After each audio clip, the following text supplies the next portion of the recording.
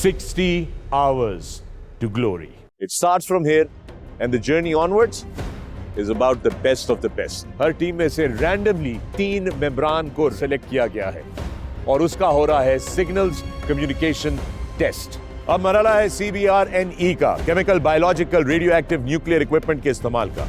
60 hours to glory का अहम मरहला, verbal orders. दुश्मन के इलाके का बाकायदगी से मॉडल तैयार करना है ताकि वो अपनी तैयारी भरपूर तरीके से कर सकें। दुश्मन की दिफाई पोजीशनों में मौजूद खला से नफूज करके इलाका दस्तों के झुंड नंबर 2 में कमींदा बनाओ। बैनुल-अक़वामी टीमें अब तैयार हो रही हैं पहले मरहले के लिए, जो कि नाइट नेविगेशन और इन्फिल्ट्रेशन है। जैसे हम अपनी CP1 पे पहुंचे, सवाल जवाब एम्बुश के बारे में किए गए, जिससे मुझे इस बात का अंदाजा हो गया था कि इस CP पर एंटी एम्बुश टेस्ट है।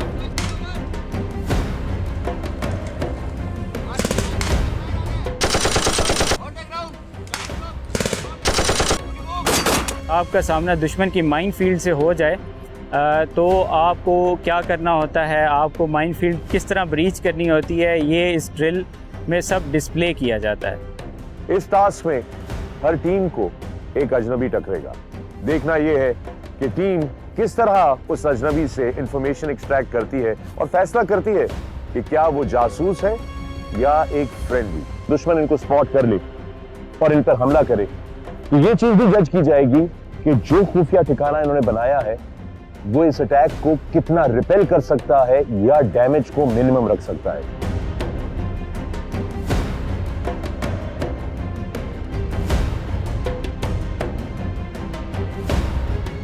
तो इस वक्त वो सिमुलेट कर रहे हैं कि अप्रोच पे हेलीकॉप्टर है और वो उसको सेंटर में लाकर उतारने की कोशिश कर रहे हैं। So they will direct the pilot.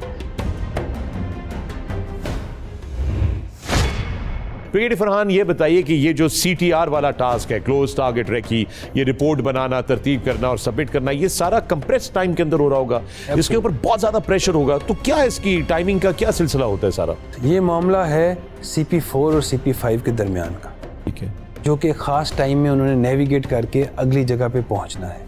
इसके दौरान अगर आप गौर करें तो 1 घंटा एक्स्ट्रा दिया जाता है टीमों को।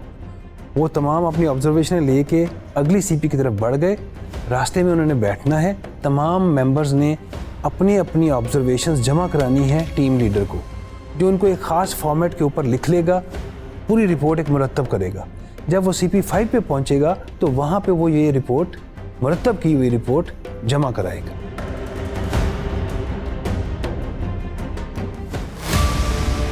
$60 hours to glory. 60 hours to glory. अस्सलाम वालेकुम। चौथी बैनुल-अक़वामी पाकिस्तान आर्मी टीम स्पिरिट मुकाबलों पे मबनी reality show 60 hours to glory पे मैं फख्र आलम आप सबको खुशामदीद कहता हूं। दोस्तों, 24 घंटों के मुकाबले बाकी रह गए हैं और अब हर टीम की कोशिश यह है कि वो ज्यादा से ज्यादा पॉइंट स्कोर कर सके। पिछले एपिसोड में हमने आपको टेबल की सूरत हाल दिखाई थी और वाज़ेह तौर पे आपने देखा कि मुल्तान चार्जिंग बुल्स अभी भी पहली पोजीशन का चार्ज संभाले हुए हैं। साथ में मंगला जिलजाल दूसरे नंबर पर और टर्की की टीम तीसरे नंबर पे है। नीचे की जो टीम्स हैं, अब उनकी कोशिश ये होगी कि वो इस गैप को क्लोज कर सकें और आज के एपिसोड में जो मिशन, जो टास्क इन टीमों को दिया जाएगा, इसके सबसे ज्यादा पॉइंट्स होते हैं और वो टास्क है CTR, close target recce. Basically report तैयार करना और उसकी सबमिशन, ये है टास्क और इसके मिलेंगे सबसे ज्यादा नंबर्स। इसके बारे में बात करते हैं। मेरे साथ स्टूडियो में मौजूद मेरे मेहमान और मेरे साथी मेजबान ब्रिगेडियर फरहान। अस्सलाम वालेकुम एंड वेलकम सर। वालेकुम अस्सलाम। ब्रिगेडियर फरहान, मामला बड़ा गंभीर हो गया, 24 घंटे रह गए हैं और आप पहुंचे हैं हम CTR पे, क्लोज टारगेट रेकी रिपोर्ट।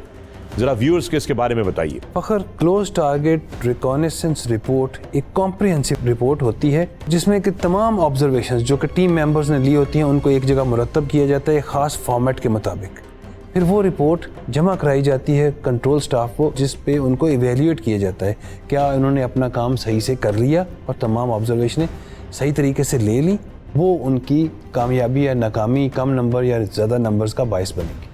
अच्छा सर, मेरा सवाल यह है कि ये किस चीज की रिपोर्ट है, क्या इसमें टास्क है, क्यों ये इतना कॉम्प्लिकेटेड है?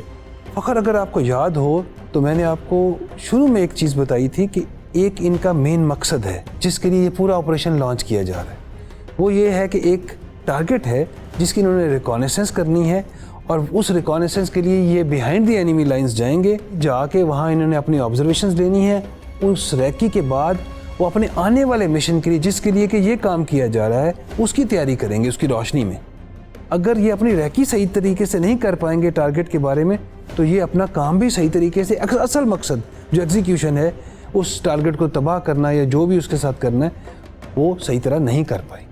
तो गोया इस वक्त हमारी टीमों को दुश्मन के इलाके में जाकर, दुश्मन के ठिकाने के बहुत करीब पहुंचकर, बगैर डिटेक्ट हुए, बगैर किसी को अलर्ट किए, बगैर इंटरसेप्ट हुए, पूरी इंफॉर्मेशन हासिल करनी है और वो वापस लेकर आनी है, उसको सही तरीके से तरतीब देना है इस फॉर्मेट के मुताबिक और सबमिट करना है, और हर चीज के नंबर्स हैं।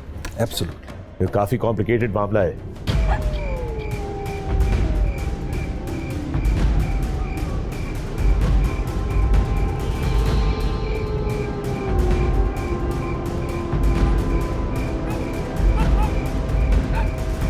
क्लोज टारगेट रेकी नायत ही मुश्किल टास्क है।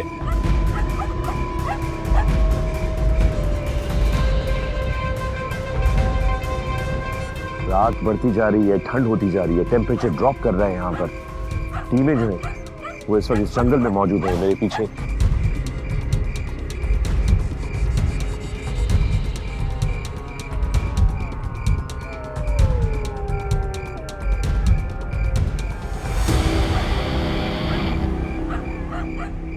आपको अपनी ऑब्जर्वेशन पोस्ट बनानी है।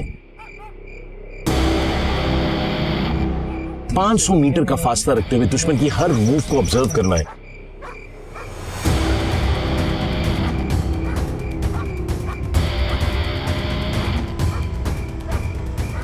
पूरे दिन की उसकी रूटीन को चेक करना है कि वो क्या करता है, दोपहर क्या करता है, दोपहर क्या करता है, शाम को क्या करता है।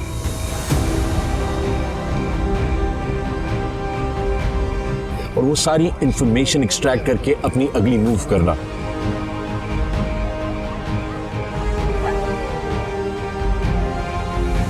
क्योंकि इसमें एम्पायर जजेस आपकी हर मूव को बहुत ज्यादा मेटिकुलसली जज करते हैं, क्योंकि अगर आप किसी भी किस्म की ऐसी मूव करते हैं जहां आप कॉम्प्रोमाइज हो जाए तो दुश्मन आपको आइडेंटिफाई कर लेते हैं।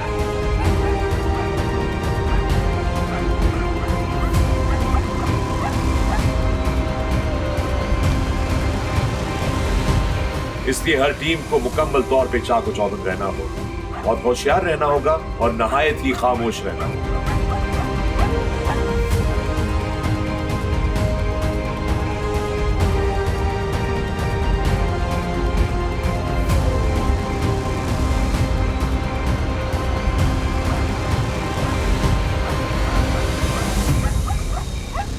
That is the task. Close target recce.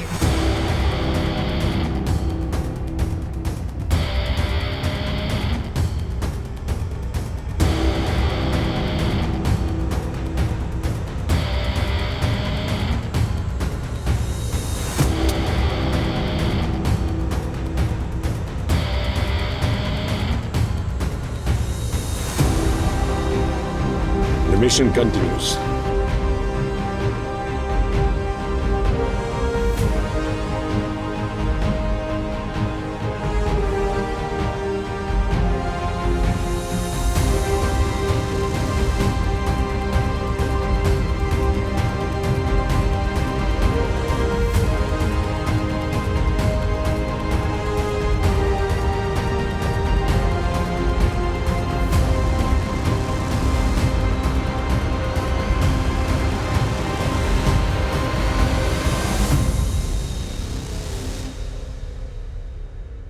दोस्तों आपने देखा, ब्रिगेडियर फरहान आपने देखा, क्या एक्शन पैक परफॉर्मेंस ही हमारी सारी टीमों की।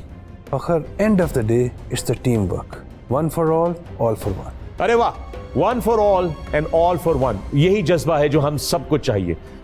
एक दूसरे का ख्याल रखना, टीम वर्क के साथ पूरी कौम अगर मिलकर काम करे तो दुनिया का हर चैलेंज हम लोग टेक ऑन कर सकते हैं। दोस्तों इस वक्त 60 आवर्स ग्लोरी पे हम लेते हैं एक छोटा सा वक्फा। वक्फे से वापस आने के बाद मजीद बात होगी ब्रिगेडियर फरहान से। देखते रहिए 60 hours glory. Close target recce की रिपोर्ट में हर वो चीज़ लिखनी होती है जो ऑपरेशन के लिए ज़रूरी होती है।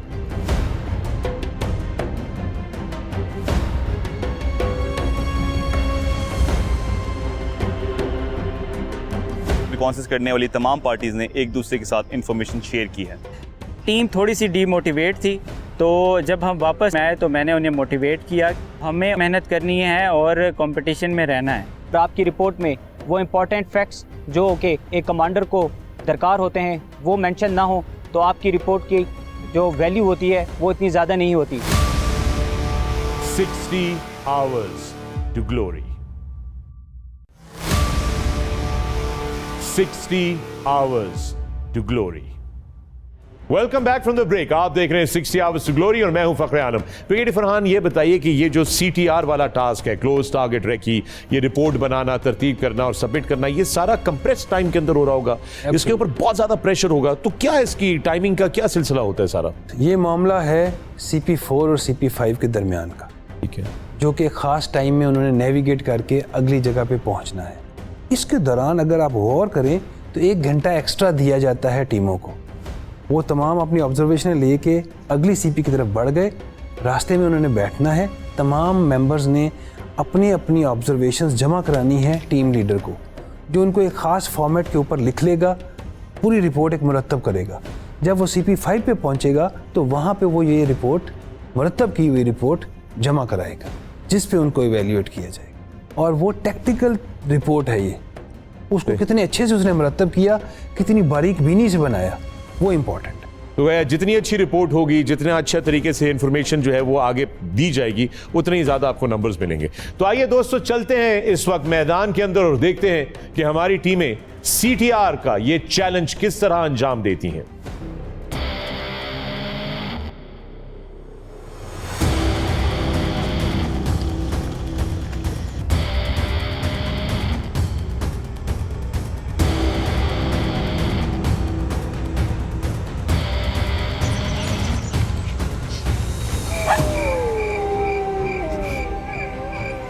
खौफनाक आवाजें, 2 किलोमीटर पर आवर के हिसाब से इन्होंने नेविगेट करना है रात के अंधेरे में दुश्मन की टेरिटरी के अंदर।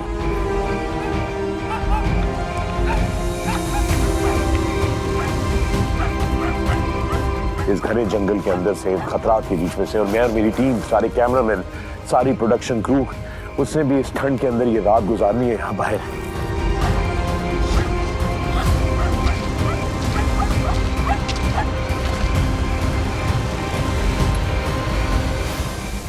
रात के 2 बज रहे हैं और हम ये लाइट का ज्यादा इस्तेमाल नहीं कर सकते बिकॉज हमें यहाँ पर मैक्सिमम अंधेरा मैनेज करना है।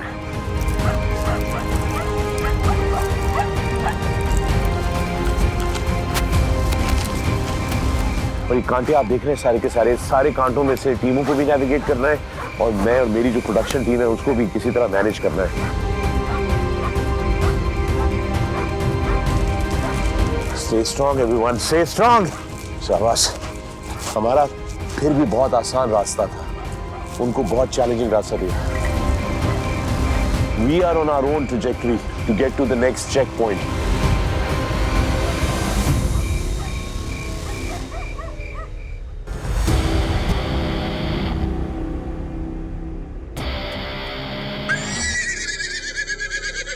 क्लोज टारगेट ट्रैक की रिपोर्ट में हर वो चीज़ लिखनी होती है जो ऑपरेशन के लिए ज़रूरी होती है।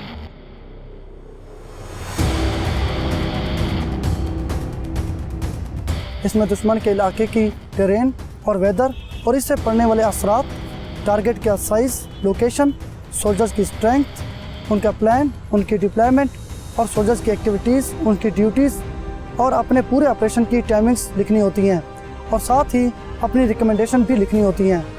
क्लोज टारगेट ट्रैक की रिपोर्ट में मेरी टीम की परफॉर्मेंस बहुत अच्छी रही है।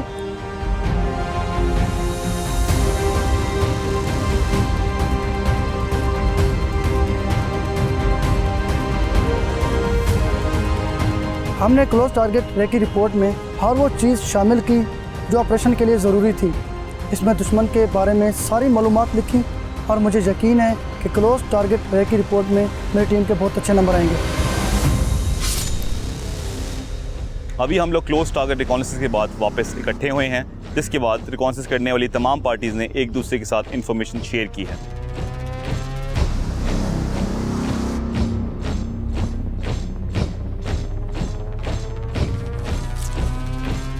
इसके जिसके बाद अभी हम लोगों ने क्लोज टारगेट रिकॉनेसेंस के ऊपर रिपोर्ट लिखी है और उसके अंदर हमें मिलने वाली तमाम इन्फॉर्मेशन को हमने रिटन फॉर्म में इकट्ठा किया है।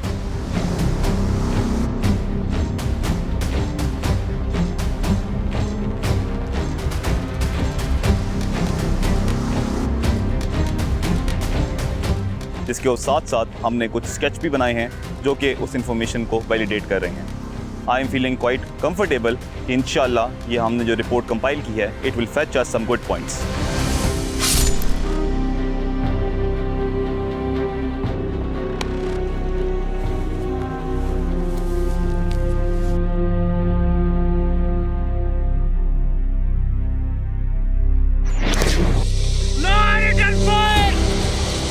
CTR ड्रिल में हमारी राइट अप्रोच पे जो टीम थी उसने ट्रिप फ्लेयर एक्टिवेट कर दिया था, जिसकी वजह से हमारी पूरी टीम दुश्मन को ज़ाहिर हो गई थी।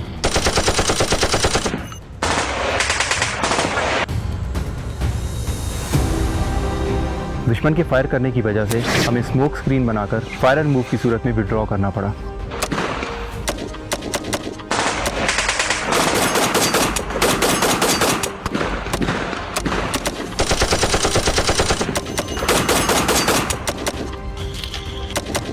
जो हमारी लेफ्ट अप्रोच पे टीम थी सिर्फ वही हमारी रैकी कर सकी।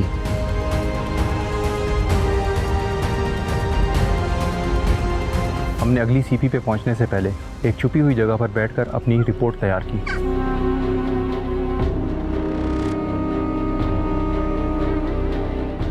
हम अपनी रिपोर्ट दिए हुए टाइम पर तो जमा करा सके, लेकिन कम इंफॉर्मेशन होने की वजह से हमारी रिपोर्ट मुकम्मल तैयार ना हो सकी।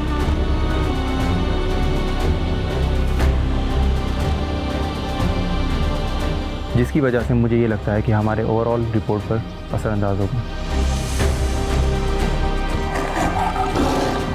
कि दो जो टेस्ट थे उनमें हमारी परफॉर्मेंस कोई खातिर ख्वाह नहीं थी, तो टीम थोड़ी सी डीमोटिवेट थी। जब हम वापस आए तो मैंने उन्हें मोटिवेट किया, हमें मेहनत करनी है और कंपटीशन में रहना है।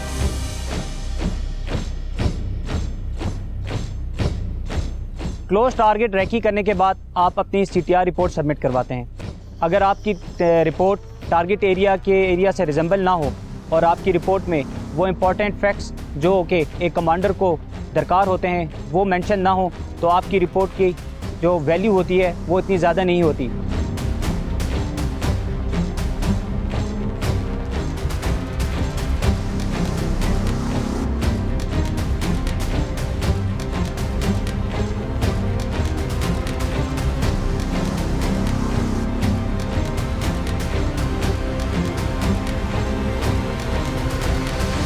इस चीज़ को मद्देनज़र रखते हुए हमारी रिपोर्ट में कुछ इंपॉर्टेंट एस्पेक्ट्स मिसिंग थे, जिसकी वजह से हमारे पॉइंट्स डिडक्ट हुए होंगे।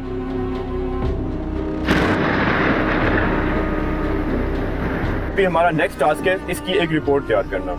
इसकी एक बड़ी डिटेल रिपोर्ट तैयार होगी जिसके अंदर सारी के सारी एक्टिविटीज जो दुश्मन के इलाके में हमने ऑब्जर्व की वो सारी की सारी बीच में मेंशन की जाएंगी।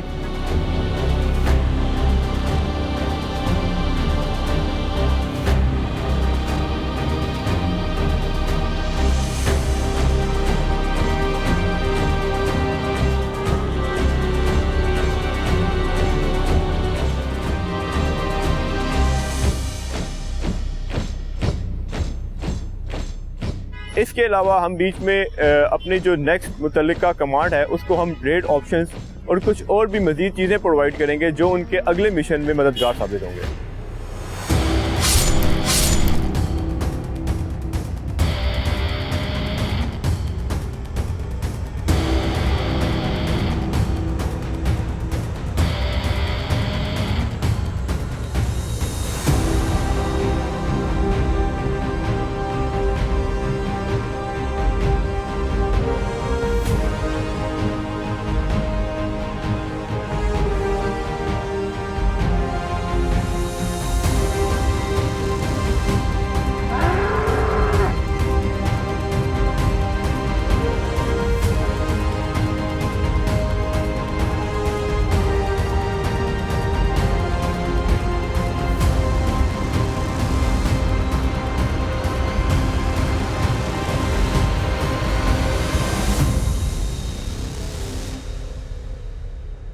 क्लोज टारगेट रेकी के दौरान टीम्स को थ्योरी और प्रैक्टिकल दोनों एतबार से जज किया गया।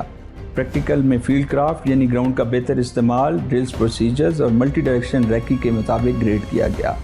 इसके अलावा टीम लीडर्स ने CTR रिपोर्ट भी जमा करवाई, जिसमें field sketch, target description, approach to target और उसके अलावा उन तमाम मालूमात को शामिल किया गया जिसमें हदफ को आसानी से हासिल किया जा सकता है।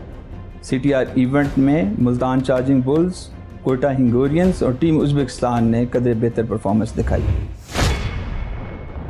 आइए दोस्तों, चलते हैं लेफ्टिनेंट कर्नल उमैर बंगश की तरफ और देखते हैं कि इस वक्त टेबल की क्या सूरत हाल है। Colonel Umair, over to you. आसानियों से पूछ न मंजिल का रास्ता, अपने सफर में राह के मोती तलाश कर, जर्रे से कायनात की तफसीर पूछ ले, कतरे की वुसअतों में समंदर तलाश कर। 60 आवर्स टू ग्लोरी के मुकाबले अभी जारी हैं और अपने हिस्से की कामयाबी के मोती तलाश करती ये टीमें, एक बार फिर इनको सामना है CTR रिपोर्ट के मरहले का। और ये मरहला तय करने के बाद स्कोरबोर्ड की सूरत हाल कुछ यूं है कि कोयटा हिंगोरियंस इस वक्त पॉइंट्स टेबल पर तीसरे नंबर पर हैं, जबकि गुजरावाला सरफरोश जो ड्रिल में तो 5वें नंबर पर थे लेकिन अब बेहतर कारकर्दगी दिखाते हुए दूसरे नंबर पर, जबकि पहली पोजीशन पे चार्ज किया है एक बार फिर चार्जिंग बुल्स मुल्तान ने, और ये इस वक्त पहले नंबर पर मौजूद हैं। बैनुल-अक़वामी टीमों की बात करें तो इस मरहले में पहले नंबर पर है उज़्बेकिस्तान की टीम। मुकाबले के आखिरी 24 घंटे चल रहे हैं, हर टीम अपनी पूरी जान लगा रही है और हर जवान का अंदाज ये कह रहा है कि दिगरगूं आलम शामो सहर कर, जहाने खुशको तर ज़ेरो ज़बर कर। पेश है टीमों के ज़ेरो ज़बर।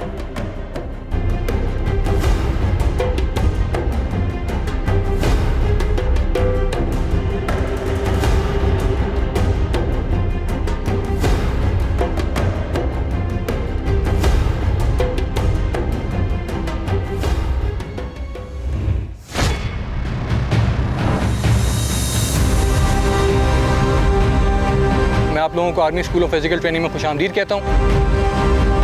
मेरे पास आप लोगों के लिए एक सुपर एक्साइटिंग न्यूज़ है। हम लोगों को अगले 5 दिनों के लिए इंशाल्लाह ज्वाइन करेंगी as a super fan our very own and beloved Dana Neer. I am sitting on a jet ski and I am really excited for my ride and I will see you guys after that. हम लोग jet ski कर रहे हैं, speed boating कर रहे हैं। I recommend all the people who are watching this कि आप भी ज़रूर अप्लाई करें और इस शो पे आएँ and you would find it to be a very good experience overall.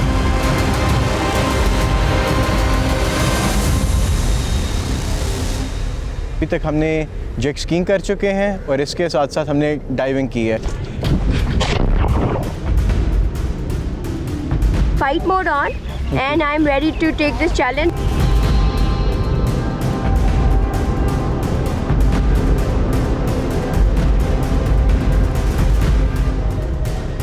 Life का सबसे बड़ा एडवेंचर है जो हमने यहाँ पर आकर किया है।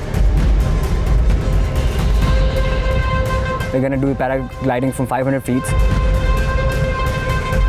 सेकंड राइड थी, अल्लाह का शुक्र है काफ़ी अच्छी रही है। फर्स्ट ट्राई थी, बहुत अच्छा लगा। थोड़ा डर भी लग रहा है लेकिन डर के आगे जीत है, तो ये एक लाइफ टाइम एक्सपीरियंस है, तो ज़रूर ट्राई करेंगे।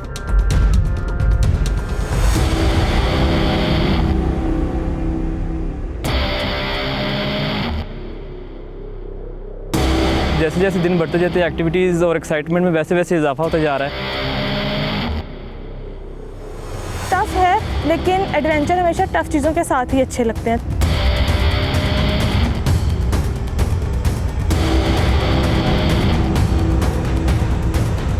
हम इस वक्त खड़े हैं GPMA काकुल के पेंट बॉल एरिना में और मेरे पीछे सुपर फैंस की 2 teams are in a battle right now.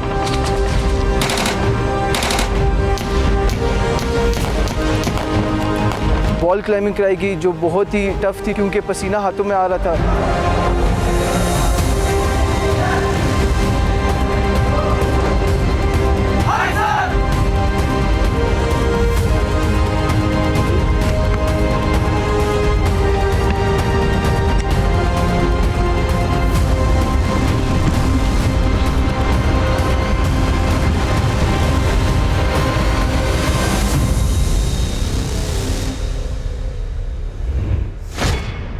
अच्छा ब्रिगेडियर फरहान, ये बताइए कि पाकिस्तानी अफवाज का जो तरीक़ाकार है असॉल्ट बाय सेक्शन और जो हमारी इंटरनेशनल टीम्स आई हुई हैं, क्या उनके टैक्टिकल ऑपरेशंस में या उनका एग्जीक्यूशन में कोई डिफरेंस होता है, कोई मुख्तलिफ तरीके होते हैं? माइनर डिफरेंसेस हो सकते हैं। And of the day it's all common sense कि टैक्टिकली काम सही होना चाहिए। उन्होंने अगर जो भी टेक्निक रखी है, साइलेंट डिस्पोजल करना है, नॉइजी अटैक करना है या स्टेल्थ से आगे मूव करना है, असॉल्ट करके सिर्फ गुजर जाना है, ये सारी की सारी चीज़ें काबिल अमल हैं। कितने अच्छे तरीके से उन्होंने अपने ड्रिल्स एंड प्रोसीजर्स को एग्जीक्यूट किया है, इस चीज़ के नंबर होंगे। यानी कि एग्जीक्यूशन मैटर करती है। जो भी स्ट्रेटजी आप इस्तेमाल करें, आपकी एग्जीक्यूशन कितनी प्रिसाइज है और कितनी अच्छी और इफेक्टिव है। 60 hours to glory. 60 hours to glory. Thank you lieutenant colonel Umair Bangash शेर। और बहुत ही इंटरेस्टिंग सूरत हाल हो गई है इस वक्त, और वो यूं है कि मुल्तान चार्जिंग बुल्स ने अपनी पहली पोजीशन संभाली हुई है, लेकिन उनके साथ जो है वो टीम उज्बेकिस्तान जो है शेयर कर रही है इस वक्त पहली पोजीशन, और साथ में गुजरांवाला दूसरी पोजीशन पे है एंड क्वेटा हंगोरियंस तीसरे नंबर पे। So very very interesting. लेकिन ये भावलपुर, गुजरांवाला, लाहौर, ये टीमें जो हैं वो अभी भी टेबल पर अच्छी पोजीशन बिल्कुल नहीं रख पा रही, बल्कि किसी टाइम पे भी नहीं लगा कि किसी किस्म की अच्छी सिचुएशन में थी। तमाम टीमें कम्पीट कर रही हैं और तमाम टीमें बराबर नहीं हो सकती। जिस तरह हाथ की पांचों उंगलियां बराबर नहीं हैं, तमाम टीमें भी बराबर नहीं हैं। कोई नंबर 1 पे होगा, कोई नंबर 5 पे। लेकिन आप ये देखें कि तमाम टीमें बहुत अच्छा परफॉर्म कर रही हैं और तमाम टास्क बड़े प्रोफेशनली परफॉर्म कर रही हैं। एब्सोल्युटली, प्रोफेशनलिज्म तो हमें हर शॉट में नजर आ रही है। हर टीम अपना भरपूर जो है वो परफॉर्मेंस देने की कोशिश कर रही है। But at the end of the day this is a competition and this is 60 hours to glory. याद रहे कि आप हमारे सुपर फैन बन सकते हैं। स्क्रीन पर जो सवाल आए उसका सही जवाब हमारी वेबसाइट पे दीजिए। सोशल मीडिया के जरिए अपनी टीमों को सपोर्ट करते रहिए। अगली एपिसोड में दोबारा मुलाकात होगी। मैं हूं फखरे आलम, ये है 60 hours टू ग्लोरी। शब खैर, पाकिस्तान जिंदाबाद।